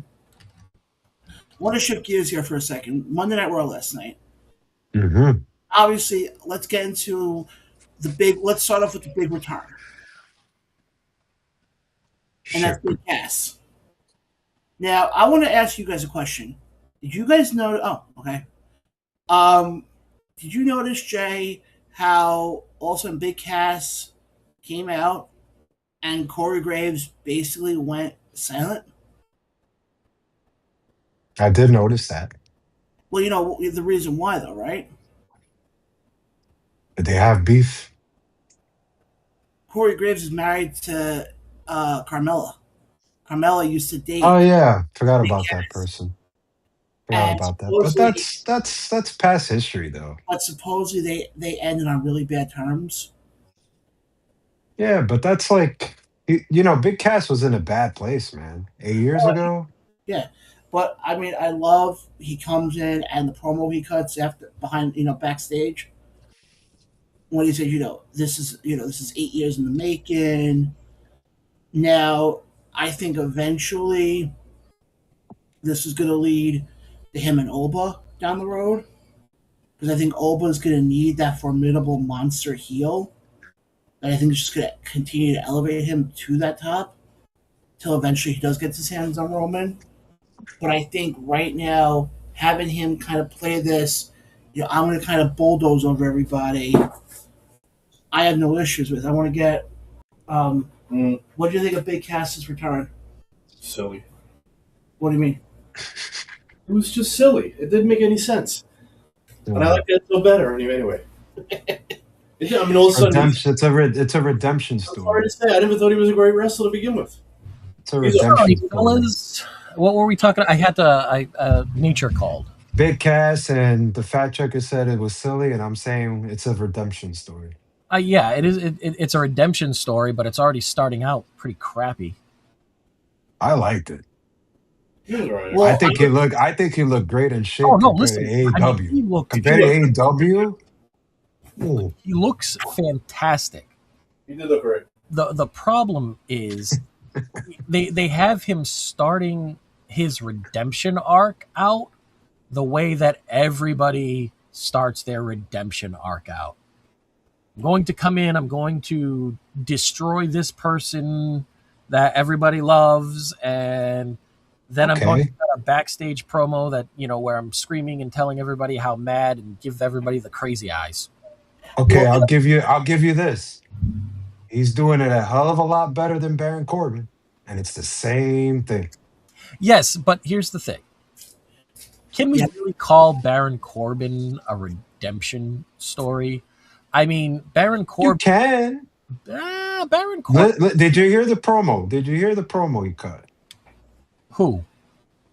Baron, how he was left, he got cut out, he went in the Indies. He didn't say with those exact words, but he's basically saying, I was out there, I was Yeah, listen, winning. I couldn't. I can't take anything that Baron Corbin says, as serious, acting like Oh, yeah, of he wasn't course. featured for 2 or 3 segments every week on SmackDown. Well, Even when he was Lucky Corbin, when he was Happy Corbin, when he was Unlucky Corbin, like no, I'm not listening. okay, but listen, I can take this big cast, no matter how silly it is, seriously compared to the big cast we saw when he was wearing the suits and he was on SmackDown. He was chasing Daniel Bryan, and every time he cut a promo, he got the what chance.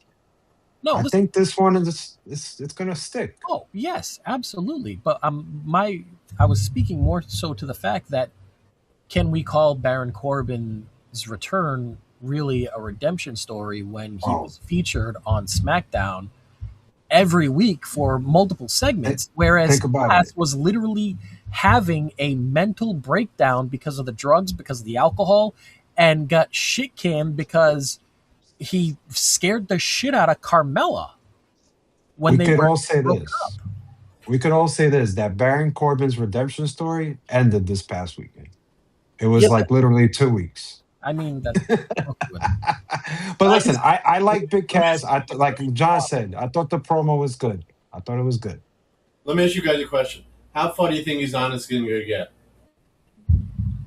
If you had to make a judgment call, do you think he's going to good enough to beat the like I Reigns? think he's listen. If Damian Priest was world heavyweight champion, I think Big Cass can be world heavyweight champion. How are you gonna shit on your cousin like that? I just gotta say, man. I'm saying what it is. Look what Damian Priest is now. Wow. Look what Damian Priest is Wow. at now. Look where he's at now. Thanksgiving dinner's gonna be a What is Damian Priest doing? I don't know. He's in AAA doing AAA stuff. dressed up like Exactly. Undertaker from Motel. Hold on, listen.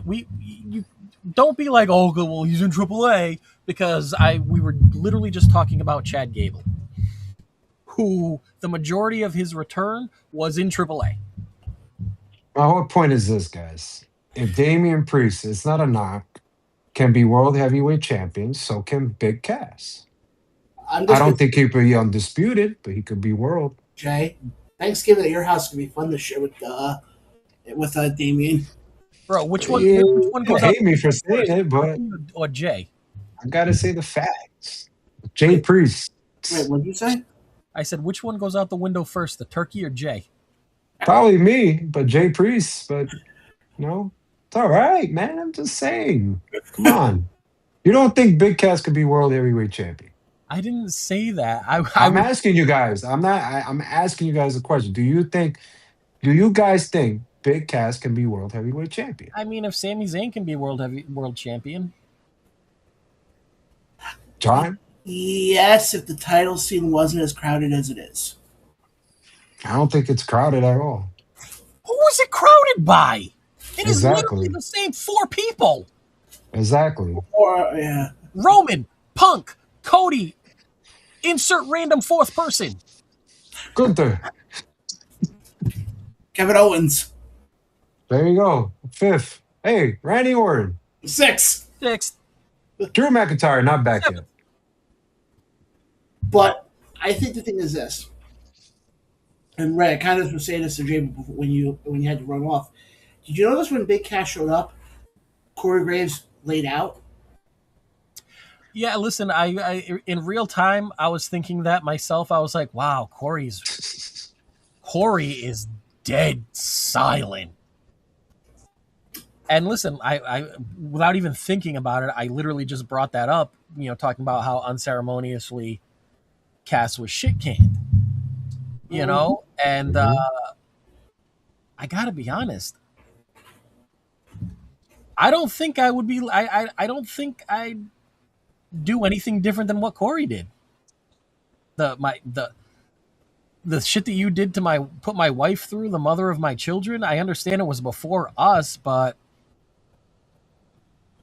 listen, just because I got to be professional with you because we now work together again, don't mean I got to like you, and don't mean I got to talk about you. I think a conversation happened though. However, what if the conversation did happen? I And think what it if did. this is now an angle to get Corey back in the ring? I was just thinking I don't that. want to see that. I was like, I don't want to see that. One thing we always talk about in pro wrestling is, you want stories to be relatable. Well, they have a story here, so I like my stories to be relatable, to have a little bit of truth. I am no longer the same person that I was 25, 26 years ago when I thought that bringing the Matt Lita Edge storyline to TV was the greatest thing. I look back on that now and I'm like, that's not like, I'm not cool. 45-year-old me is not cool with the shit that 18, 19, 20-year-old me was cool with, okay? I don't. If they go and they do this in a tactful way, I can get behind it. But if they go and do it the way that,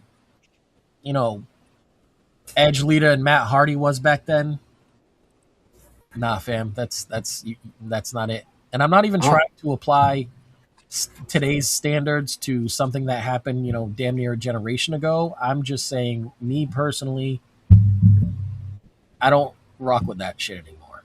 moving forward, I'm behind Big Cass. But, Ray, what else you want to get into with Monday Night Raw? What do you mean? What we could get into? Monday Night Raw, we had Javon Evans. Yeah, all right. We had Ethan Page versus Javon Evans, but prior to that, we had a nice little taste of the promos yet to come. And that would be between LA Knight and Roman Reigns. Now, here's the thing. Roman Reigns, as good as his promo delivery is, and the fact that he can put some stank on it, it's literally the same promo every time. Like, if you go and take the promos for Seth Rollins, the promos for CM Punk, the promos for Cody Rhodes, and just, block out the names, it's almost verbatim the same promo. Okay, and I'm not saying I'm not saying it as a knock. I'm just saying it's predictable. It doesn't. There's no variations. What really, other than the fact that he tweaks it a little bit to make it more suitable for that person. But it's always the calling them a fraud. Oh, you think you earned this? You think you earned this? You think you deserve this shot? They put it on me because I'm the guaranteed money. Blah blah blah. The same shit that he said to Seth, to Cody, to Punk. He was doing it to Knight. Oh, you think you deserve a title shot because you won, what, a 6-man tag? You beat my family? Like, yeah, boy. And he was going to beat you had it not been for the bloodline 2 years ago. And it was a good promo. It was a good segment. Again, like I said, a taste of promos yet to come because LA Knight didn't even unload both barrels. That was one chamber. He's got 5 others. Yeah. Left to go in the chamber, man. And you know what's funny? The next time that LA Knight starts to get real, like, passionate about delivering a promo the way he did last night, I want you to close your eyes, forget that you're watching Raw, forget that it's 2025, close your eyes, and just listen to his cadence, his tone, and then come back to me with who you think he reminds you What of? did I say last night? What did I say last night? I told John last night, I said it reminded me of Randy Savage. Close. His tone, his cadence, and everything was Ric Flair. And you can tell when he gets passionate because his voice goes up an octave, which puts him in that Ric Flair timbre, right? That Ric Flair tone. I literally closed my eyes and I was like, oh my God. He does a better Ric Flair without realizing he's doing it than Jay Lethal does. I said to John last night, I said the first thing when he started talking, I thought it was Randy Savage back from the dead. I mean, he does do that too. It's kind of funny that he's also the talking head for Slim Jim. Even the thing at the end when he goes, "Oh yeah," that whole Actually, thing. it's funny. Ray's made a great point. It's funny you bring up the fact of him with Savage because he does Was he doing the commercial, the Slim Jim commercial? Yeah, I wonder. And funny thing is his thing's been his thing since Eli Drake over in TNA. Could they be doing a tribute to Randy Savage? I don't know if he's got the I don't know if he's got the vocal control to do it the way that Jay Lethal does. I mean, when Jay Lethal's Black Machismo, man. I'll put it this way, it's with him, I've never had an issue with LA Knight. I thought he's always been a phenomenal, in the ring, on the mic. The but thing I think also that bothers me is no matter how good these promos are going to be until they have their showdown, we all know he's not going to win. No. He could win Money in the Bank. They're not going to take that title off of Roman unless it's got to be somebody big enough to take it off of Roman, right? I disagree. I think it could be Knight. John, when is the Money in the Bank? It would be great if it were Knight, but I just... John, where's Money in the Bank? October 10th, I think. And when does Street Fighter come out? October, right? Yeah. Perfect time to lose it. Yeah. I keep forgetting that he's in the damn movie. And they promoted it all over SummerSlam. They did absolutely. Listen, I will say I absolutely enjoyed the Guile Cody mask. But here's my other thing, though. Mm-hmm. I can see it the other way around, though. Because of the fact that he is coming out in the movie, I can see that being the reason to keep the title on him. Because I can see them using it as, well, we keep the title on him, more people will be maybe interested to go see the movie. It's also a way for them to keep the title off of TV if Oh, Roman's not here. Roman's doing stuff for the movie. Honestly, I don't see Roman dropping the belt till we get to Mania. At the earliest. But I thought you said earlier, weeks ago, that it makes sense for him to lose it so he could promote for Street Fighter. He can still... This is the time, isn't it? But he can still do both. Unfortunately, wouldn't be unheard of if I would give him some layoff and bring him back for the Rumble. And have him win the Rumble again? No, we all know it's Oba, so we all know the answer to that. Look, after hearing last night's Oba promo, what the hell, dude? I mean, you're the king of the ring and you didn't even talk about the World Heavyweight Championship or the Undisputed Championship? Yeah, he really fumbled that one. Yeah. But, what was that thing he was wearing on Monday Night Raw? Huh? What was that thing he was wearing on Monday Night Raw? I have no idea. Some Shawn Michaels thing from WrestleMania. Yeah. It was almost like I'm the ruler, I'm the god.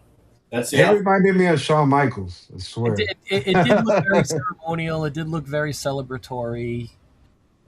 That's the only... Like, the moment I saw him in it, I was like, oh. And if I am not mistaken, I have to go back through some photos because I have some friends that are Liberian.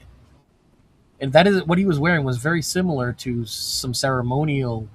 I think it's Nigerian something.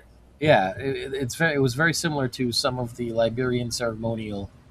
Can I ask you guys' opinion? What do you think of him as a wrestler, honestly? Obafemi. Is he good or just big? I think he's not being showcased like the way he was in NXT. Because in NXT he was wrestling. He was. I think the whole If we actually He get just changed his style. NXT Oba where he actually wrestles and Yes. know that he's capable of wrestling, then fantastic. But if they want to Keith Lee him and make him only do and move and wrestle the way that big men are supposed to wrestle, it's not going to be a very long run for him. No. Because as much as Undertaker will tout that, big men are supposed to move this way, you can immediately just look at his previous footage and be like, you're so full of shit. Because big men aren't doing somersaulting clotheslines and, shit like that. Hold on. Talk about big men moving. Remember, go back to Bam Bam Bigelow.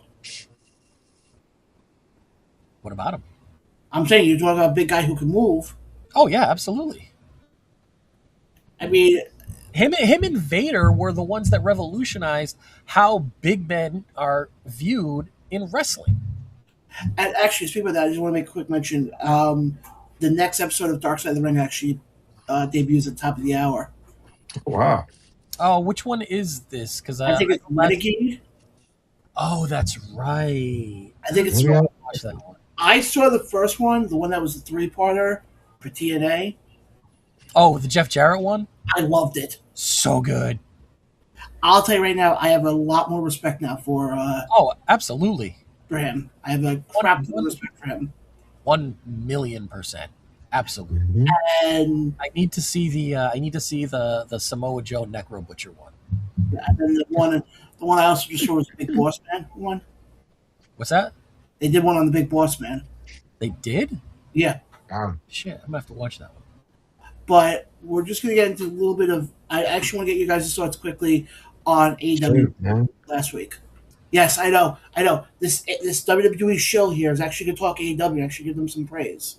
All right. So, what do you want to talk about? What's calls and all this? What we saw at the end of Dynamite, Osprey, Kenny Omega, the promo, Osprey closing confrontation.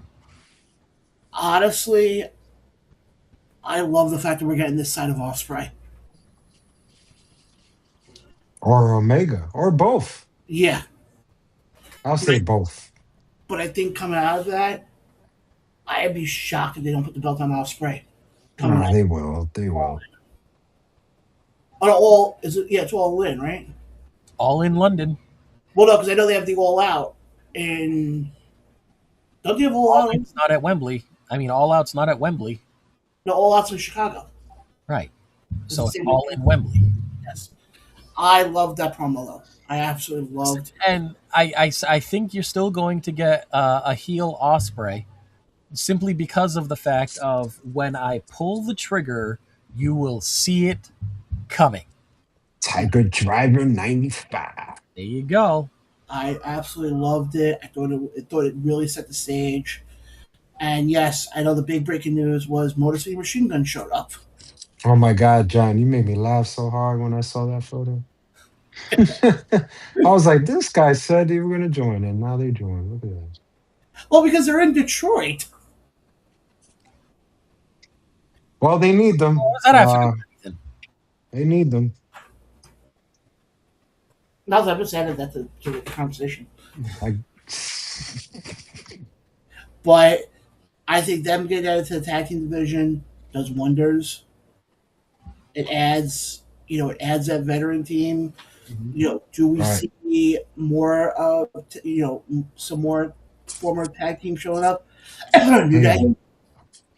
Listen, can we talk about the video that the New Day had released last week? Oh my God! Yeah, please. And the damn unicorn with the broken horn, giving the nod to his friends, telling them to leave the circus. Yep, probably one of the best exit videos I've ever seen. Oh my God, it made me a little tearful because God damn it, Big E. But before we run out of here, we do have some news coming from the world of independent wrestling. Yes, Battle in the Borough 3, Saturday, November 7th, 2026, at the Garfield Recreation Center in Garfield, New Jersey. Bell time is at 7 p.m. All I could find right now is the Savage Heavyweight Championship, the Greek God Papadon. Oh, wait, hold on. It's Rick Recon and Wrestling Evolution Legacy Champion Dre the That'd Goat be a big match. Joseph Alexander. It'd be a big All right, match. I gotta figure out why it did that because it should not have done that. Done what? I put the graphic up and that's what ended up happening. Oh, okay. So what's wrong with that? I was trying to give it its like. Oh, no. See, you can't block my face in anything that you do, John. But guys, again, that is your main event. As we start the last show, Papa Don did get the Savage Heavyweight title. Yes, he did. Well, I do want to give a shout actually to the former Savage Heavyweight champion, Ox Adams, who was actually one of the WWE tryouts. Nice. Really? Good for him. Tryouts. Well, best of luck. Yes. Good for him, man. Tried out. I saw a few of the names on there that I was like, oh, I've seen them wrestle before. So it was definitely something, definitely something to be curious to see how it plays out. But the guys, again, that all goes down November 7th. And one more thing I just want to make a mention of.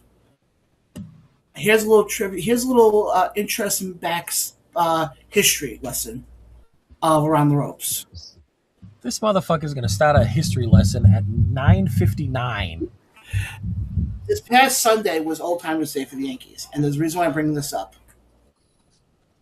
And there's one thing that we share in common with one of the people who was at Old Timers Day. Todd Frazier.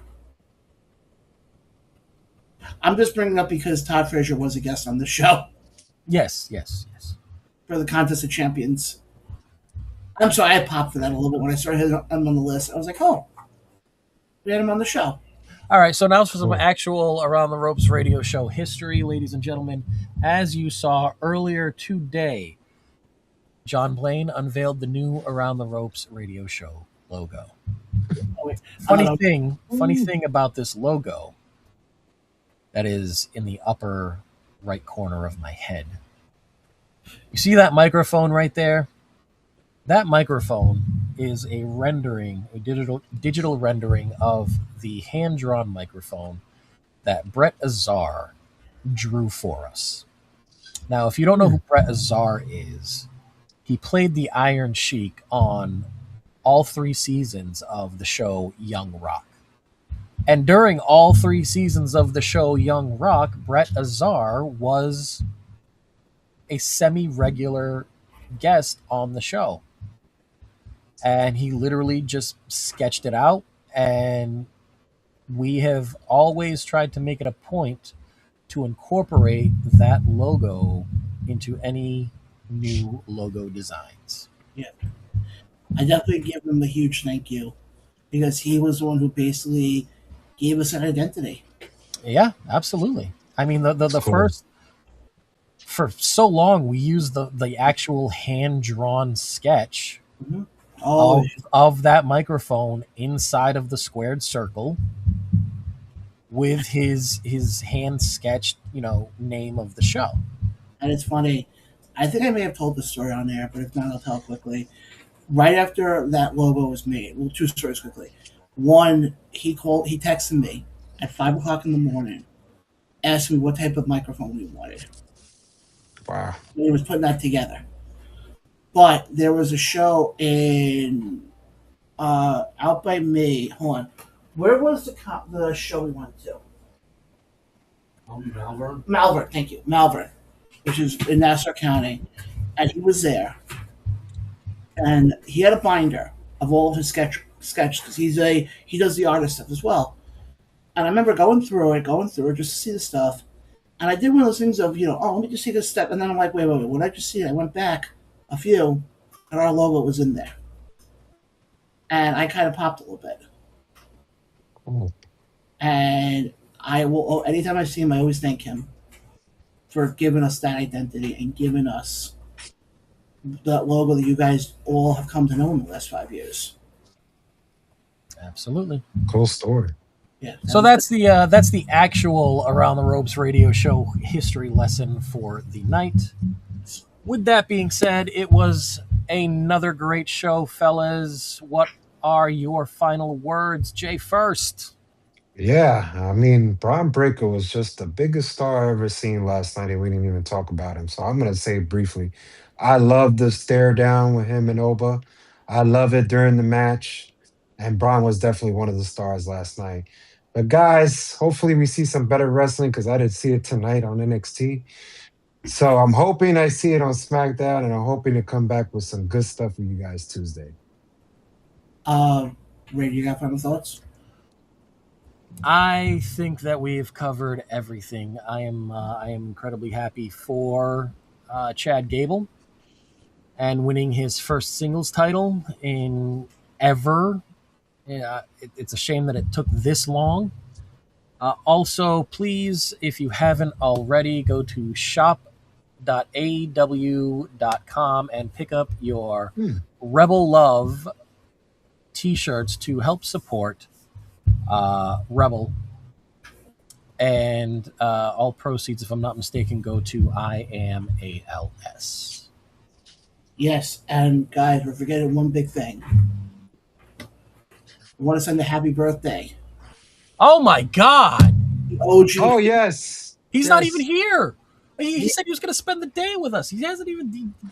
Damn it! I was waiting for you guys to say something, but I thought you may have said it before I jumped on. No, I kept looking to see when he was going to pop in. So he hasn't popped in at all since you Not guys. at all. Radio Oh silence. wow! Check Facebook. Check He's Facebook. on Facebook. I can't really check Facebook now Because we never went through the Facebook. Do you see him on? Oh my God! He said, "Oh, he's been there." David. We Oh, fumbled. We God. fumbled. No. Why Okay, aren't next Facebook comments showing up? I don't know. next week. Next week now. We got to make it up next week. We No, definitely so got to first make it up next week. Guys, from all of us here at the Round the Rose Radio Show, we want to send a huge happy birthday to Yes. a fan and friend. Because I don't even call him a fan anymore. I think he's a friend now at this point. The one and only David Reynolds. David, thank Happy you birthday, bud. for Man, being I feel so bad. I Thank feel you. so bad, man. Next week for Thank sure, you. man. for being there the last 5 years through every rendition, every version of the show. And I'm glad that our podcast sort of made it across the pond. Mm-hmm. Oh man, I feel so bad. Oh man. Next week. I'm going through the comments on Facebook, and I'm just like, and he had such good comments. Damn it. Oh, that Well, sucks. guys, I do That apologize about that. sucks. We'll figure out during the week. Either myself, Makeup. like I said, David, I apologize. We're sorry, dude. But again, David, I hope you had a great birthday, my friend. And you know how I'll make it up to him? Very simple. We'll put out a post on the Facebook page. Tag him in. Use the most embarrassing photo of him. That's what you have to do. But guys, again, I want to thank everybody who watched tonight. It meant a lot. Though we had a lot of great stuff to talk about. Guys, coming up next week, obviously we'll be back talking all things pro wrestling. And we might even try to have a guest on. Who knows? And shout out to James Harris that watched us right here on Rumble. Shout out to you, man. There you go, James. And again, happy birthday, David. Yes, happy birthday, David. Happy birthday, man. Everything with this show. Next week we go hard. Yes. Guys, we're out of here. Again, guys, follow us on Facebook, subscribe to us on YouTube. I guess you could follow us on Rumble, I guess is terminology. I mean, are we sticking with Rumble? Because, I mean, this is going on a month of, like... I'm struggling on Rumble. You do. Well, I'm starting to come up with a math equation that says Rumble equals pile of shit. Well, I'm struggling. Once we figure out the Facebook issues, I think we'll be good. So you're saying it's Facebook that's the problem? What happened? Are you saying it's Facebook that's the problem? I think it's Rumble. I don't know. Pretty sure it's Rumble. I just don't know. I just work here. Well, with that being said, folks, We're done. good night and happy birthday, David. See you guys next week, same time, same channel. Mhm.